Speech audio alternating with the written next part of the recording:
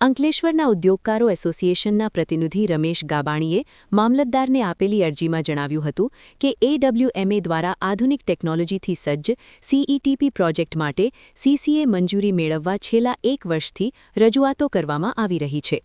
તેમ છતાં જીસીપીસી દ્વારા પરવાનગી આપવામાં લાંબા સમયથી વિલંબ થઈ રહ્યો છે.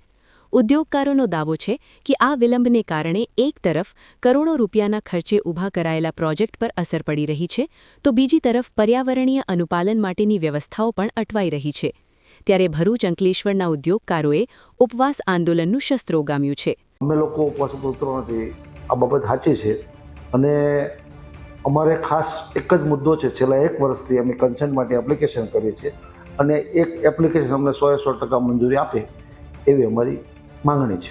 અમારી સાથે ઘણા બધા ઉદ્યોગપતિઓ જોડાશે અને એ તો જ્યારે બેસીએ ત્યારે ખ્યાલ આવશે કે ભાઈ કોને પોતાનું લાગે છે, એ વસ્તુ અગત્યની છે.